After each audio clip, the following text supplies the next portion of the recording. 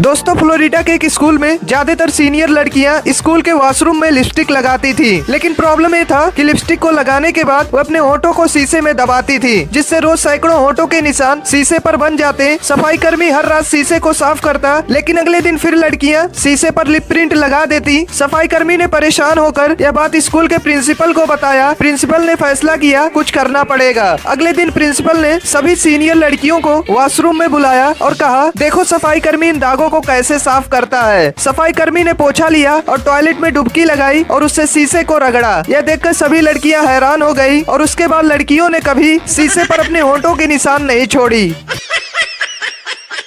मम्मा देखो, मैं जल्दी उठ गया और ये अब भी सो रही है। मम्मा मैं ब्रश करके नहाने जा रहा हूँ, वो अभी भी सो रही है। मम्मा मैंने स्कूल की यूनिफॉर्म भी डाल ली, वो अभी भी सो रही है। जा तू भी सो जा। क्यों मम्मा? संडे है आज।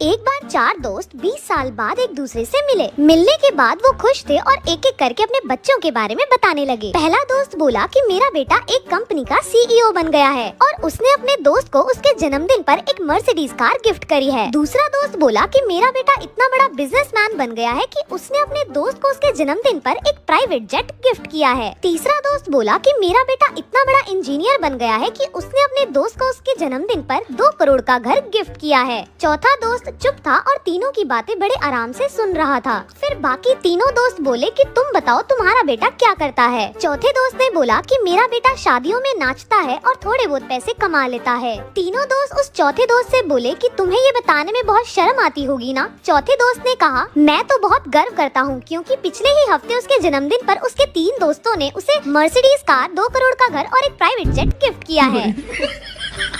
एक बार 3 शराबी दोस्त कहीं जा रहे थे। फिर एक शराबी दोस्त ने टैक्सी को इशारा करके रोका और टैक्सी रुक गई। फिर एक एक करके तीनों दोस्त टैक्सी में बैठ गए। टैक्सी ड्राइवर जानता था कि इन तीनों ने पी रखी है, तो ड्राइवर ने चालाकी से गाड़ी का इंजन स्टार्ट किया और 2 सेकंड बाद वहीं बंद कर दिया ताकि शराबियों को लगे कि वह पहुंच गए। फिर पहले दोस्त ने ड्राइवर को खुशी खुशी 300-400 रुपए दे दिए। फिर दूसरे दोस्त ने भी ड्राइवर को खुशी खुशी गले लगाया और 300-400 रुपए दे दिए। फिर तीसरे दोस्त को शंका हुई कि वो इतनी जल्दी कैसे पहुंच गए और फिर उसने खींच के ड्राइवर को थप्पड़ मारा। फिर ड्राइवर को लगा कि उसका झूठ शायद पकड़ा गया। फिर उसने पूछा कि मुझे आपने थप्पड़ क्यों मारा। फिर तीसरा दोस्त बोला, तुमने गाड़ी को बहुत तेज चलाया, हमारी तो जान ही जाने वाली थी, अगली बार धीरे चलाना।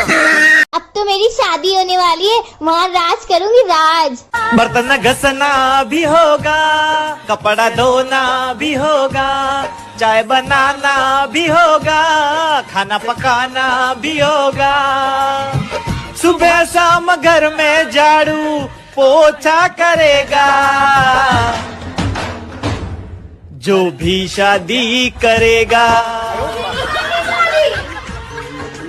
एक रात एक चोर एक घर में घुसा। दरवाजा खोला तो एक बूढ़ी औरत सो रही थी। खटपट की आवाज से उसकी आंखें खुल गईं। चोर घबरा गया, लेकिन बुढ़िया बोली, डरो मत बेटा, लगता है किसी मजबूरी के कारण तुम ऐसा काम कर रहे हो। कोई बात नहीं, अलमारी में एक तिजोरी है, उसमें का सारा पैसा और गहना तुम चुपचाप ले जाना, लेकिन पहले मेरे पास आकर बैठो। मैंने अभी अभी एक सपना देखा है, वह सुनकर जरा मुझे उसका मतलब तो बता दो। चोर बुढ़िया की बातों में आ गया और चुपचाप जाकर उसके पास बैठ गया। बुढ़िया ने कहा, बेटा मैंने देखा कि मैं एक जंगल में खो गई हूँ। तभी एक कौवा मेरे पास आया और उसने 3 बार जोर जोर से बोला, पिंटू पिंटू पिंटू। बस फिर सपना खत्म हो गया और मेरी आंखें खुल गईं। जरा बताओ इसका क्या मतलब हुआ। चोर सोचने लगा। इतने में बुढ़िया का बेटा पिंटू अपना नाम जोर जोर से सुनकर उठ गया और अंदर आकर चोर को जमकर पीटा। बुढ़िया बोली, बस करो, अब मत मारो। चोर बोला, नहीं नहीं, मुझे और मारो ताकि मुझे आगे से